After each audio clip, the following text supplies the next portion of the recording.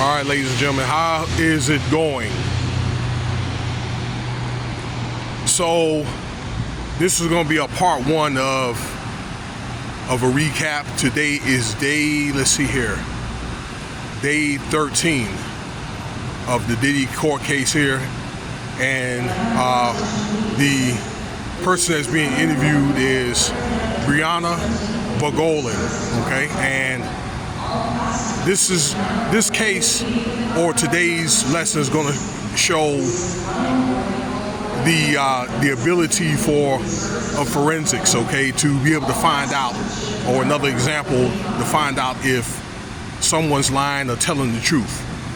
Okay, now this woman today, or earlier today, was cross-examined, okay, about what happened. That incident happened September 30th, 2016.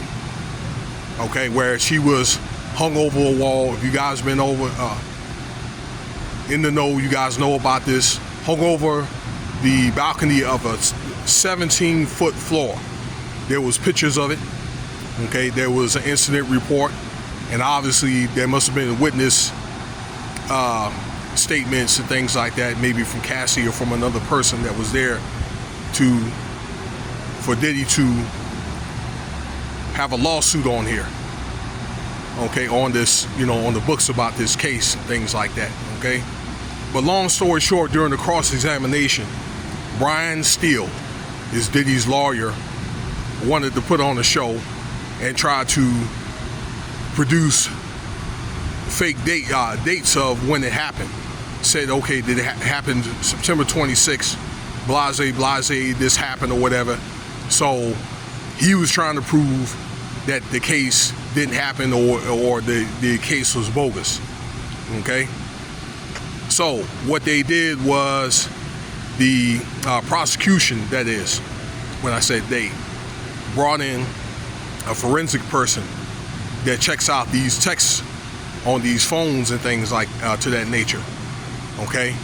And the forensics person has credit for doing 3,000 phones of finding the truth out in text messages and, that kind of thing. Whatever cell phone forensics they need to find out.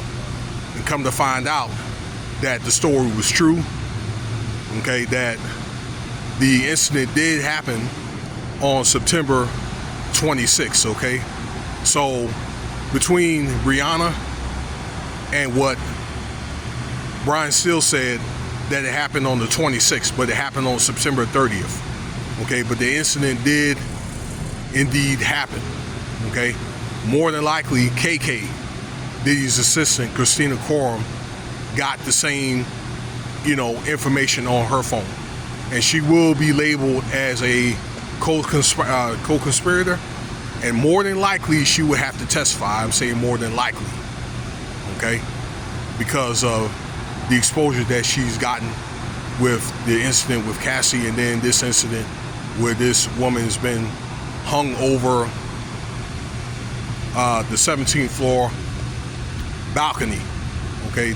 This Brianna woman, all right?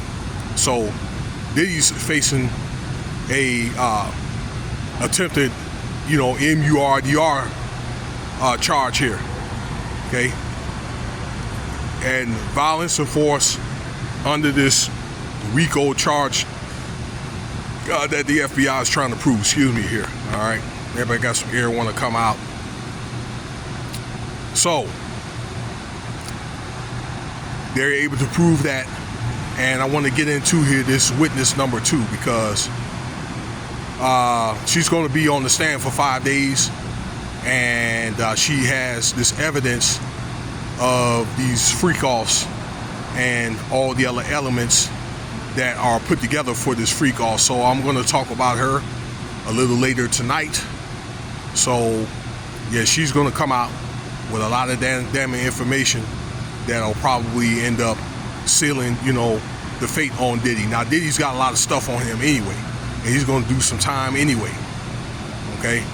But they want to try to use her to tie everything together that Diddy's been doing for many years, probably 35 years at least.